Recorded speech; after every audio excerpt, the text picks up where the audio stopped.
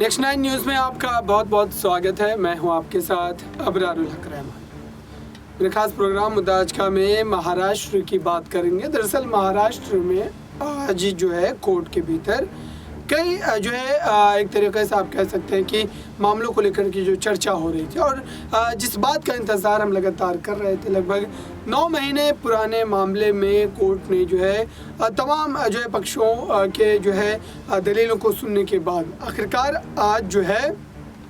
फैसला सुनाने की ठानी थी। उस फैसले को सुरक्षित रखा गया था, लेकिन सुप्रीम कोर्ट ने अपनी सुनवाई में इस फैसले को जो है अपर बेंच को सौंपने की बात कही है। अब इसके बाद ये कहा जा रहा है कि क्या ये जानबूझ करके जो है इस पूरे मामले में जो है कहीं ना कहीं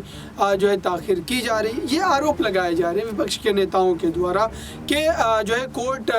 में जिस तरीके से लगातार देरी देखने को मिल रही है, क्योंकि जो है तारीख दी जाती है, फिर उस तारीख को दूसरी तारीख में बदल दिया जाता है। और इस समय उद्धव ठाकरे के लिए ये परिस्थिति इतनी ज़्यादा मुश्किल इसलिए भी है क्योंकि जो है महाराष्ट्र में सीधे तौर पर उद्धव वर्सेस शिंदे की जो लड़ाई है, अगर उस लड़ाई में उद्धव ठाकरे हारते हैं तो जाहिर सी बात है कि 50-60 साल वाली उस जो है राजनीतिक विरासत को वो खोते हुए नजर आएंगे और यही डर उनको लगातार सता रहा है। दूसरी बात यह है कि सीएम एकनाथ शिंदे भले ही मुख्यमंत्री पद को हासिल करने में सफल रहे हों, लेकिन साथ ही साथ उनके लिए एक बड़ी बात ये होगी कि अगर उनके खिलाफ फैसला आता है तो क्या वो दोबारा मुख्यमंत्री बन पाएंगे। क्या राजनीतिक ताकत उनकी महाराष्ट्र में उतनी बची हुई है, क्योंकि कुछ इलाकों का अगर यहाँ पर उनके राजनीतिक अस्तित्व की बात करें तो ज़रूर देखने को मिलता है, लेकिन उसके अलावा अगर देखें तो महाराष्ट्र के दूर दराज के इलाकों में उनकी वो राजनीतिक जो है पकड़ है वो नहीं देखने को मिलती है। और यही वजह है कि जो तमाम राजनीतिक जानकार है इसलिए इस बात को जो है कहते नज़र भी आते हैं कि महाराष्ट्र में जो है सीएम एकनाथ शिंदे भले ही मुख्यमंत्री बने हो, लेकिन आने वाले समय में क्या वही स्थिति उनकी बनी रहेगी, बरकरार रहेगी, इस पर एक बड़ा प्रश्न चिन्ह। मेरे साथ नाज़मीन मौजूद है, समझेंगे कि इस पूरे मामले पर इनकी क्या राय है और आज जो कोर्ट के भीतर हुआ और कोर्ट ने इस पूरे मुद्दे को लेकर के जो है इस पूरे मुद्दे को जो है ऊपर वाली बेंच को सौंपने की जो बात कही है, तो इसको किस नज़रिए से लेंगे। क्या जो है ये मामला और भी जो है लंबे समय तक खिंच सकता है, क्योंकि बीते साल जून में ही ये मामला हुआ था और उसके बाद ही जो है एकनाथ शिंदे मुख्यमंत्री बने थे। तो इसको आप किस तरीके से देख रहे हैं आज की सुनवाई को? देखिए, आज की जो सुनवाई होती है और जो इस फैसले को सुरक्षित रख लिया जाता है, तो ऐसे में आपने जो कहा कि बखूबी हो सकता है कि इस मामले को लंबा खींचा जा रहा है। जब आप ये देखेंगे कि राहुल गांधी का मामला चलता है तो उसे भी लंबा खींचा जाता है, हर कोर्ट में तारीख दी जाती है और उनका फैसला भी सुरक्षित रख लिया जाता है। लेकिन महाराष्ट्र में एक अलग ही खेल खेलता हुआ दिखाई दे रहा है। महाराष्ट्र में कुर्सी का खेल चल रहा है कि किसके पास कुर्सी आएगी, कौन इस कुर्सी पर बैठता हुआ नजर आएगा। क्योंकि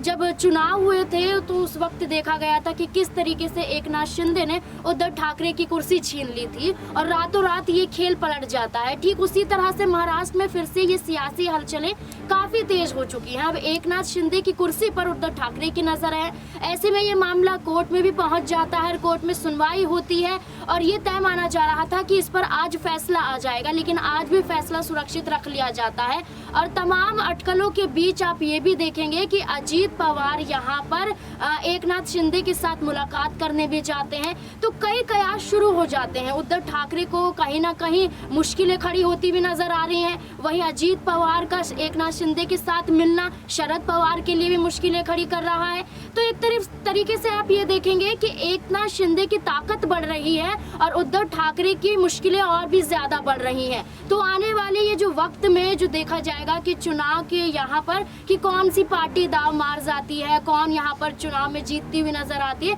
तो तमाम तरीके से यहाँ पर एकनाथ शिंदे मजबूती के साथ अपने आप को दिखाते हुए नजर आ रहे हैं। लेकिन उद्धव ठाकरे कहीं ना कहीं वो पीछे होते जा रहे हैं, जबकि ये माना जा रहा था कि फिर से उद्धव ठाकरे की सरकार आ सकती है, उद्धव ठाकरे जीत सकते हैं, कोर्ट में भी उनके हक में फैसला आ सकता है। लेकिन तमाम चीजों के बावजूद भी यहाँ पर उद्धव ठाकरे के हक में कोई फैसला नहीं आता है और मुश्किलें लगातार बढ़ती ही जा रही हैं।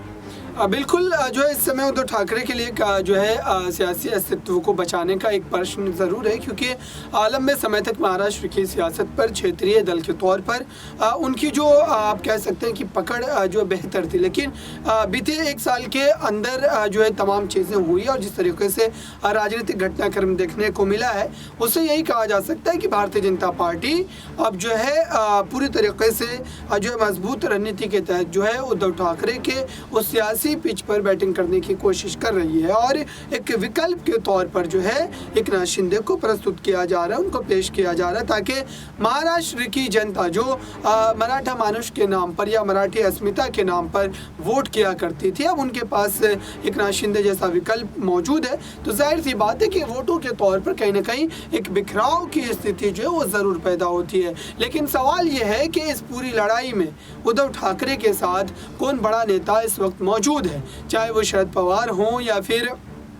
कांग्रेस पार्टी के जो महाराष्ट्र इकाई के जो है अध्यक्ष हैं नाना पटोले हों। क्या ये तमाम जो है नेता इस समय जो है इस मुश्किल परिस्थिति में उद्धव ठाकरे के साथ खड़े हैं, या फिर अपने राजनीतिक जो है मौके को देख करके, मफाद को देख करके वो अपने फैसले को बदलते भी नज़र आ सकते हैं। तो अगर ऐसे में देखा जाए तो उद्धव ठाकरे के साथ इस लड़ाई में अगर समझने की कोशिश करें तो शरद पवार जैसा बड़ा नेता एमवीए के गठबंधन के समय ज़रूर जो है सबसे आगे नजर आ रहा था, और फिर आप कह सकते हैं कि महाराष्ट्र में जो सत्ता का गठन हुआ था एमवीए के गठबंधन के बाद उसमें भी शरद पवार की एक बड़ी भूमिका थी। लेकिन इस पूरी लड़ाई में शरद पवार जो है कहीं भी दूर दूर तक नजर नहीं आते हैं। तो इसको लेकर के जो है क्या माना जाए, क्या शरद पवार ने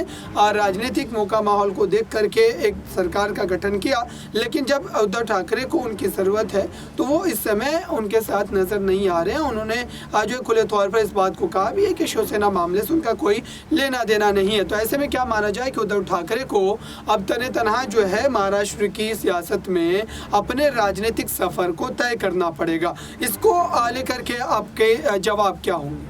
देखिए, जो यहाँ पर माहौल चल रहा है और जो सियासी हलचलें काफ़ी तेज़ हो चुकी हैं, और उद्धव ठाकरे की जैसे आपने बात की है कि तमाम राजनीतिक दल उनके समर्थन में आ रहे हैं। यहाँ शरद पवार एनसीपी से लगा लें शरद पवार को, वो भी उद्धव ठाकरे के साथ देखे जा रहे हैं, या कांग्रेस की तरफ से भी जो नेता हैं वो यहाँ पर उनका समर्थन कर रहे हैं। तो बखूबी आप कह सकते हैं कि दो राहें हो सकती है। एक तो यहाँ पर अपना फ़ायदा साधा जाता है, जब भी राजनीति में देखा जाता है तो तमाम लोग अपना फ़ायदा साधते हुए पार्टियों का समर्थन करते हैं। दूसरी तरफ आप ये भी देखेंगे कि तमाम लोग अब यही चाहते हैं कि एकनाथ शिंदे जो मुख्यमंत्री के तौर पर देखे जा रहे हैं वो अब यहाँ से हट जाएं, क्योंकि महाराष्ट्र में यहाँ पर उद्धव ठाकरे की सरकार थी और जिस तरीके से उद्धव ठाकरे की विचारधाराओं को पसंद किया गया था, और उसी उद्धव ठाकरे को दोबारा से सीएम पद के तौर पर तमाम लोग देखते हुए नजर आ रहे हैं। तो ऐसे में ये कहना गलत नहीं होगा कि जो यहाँ समर्थन उद्धव ठाकरे का कर रहे हैं और एकनाथ शिंदे पर सवाल खड़े कर रहे हैं और यहाँ पर उनकी जांच की बात करते, तमाम तरीके से जो भी चीज़ें सामने आती हैं उसमें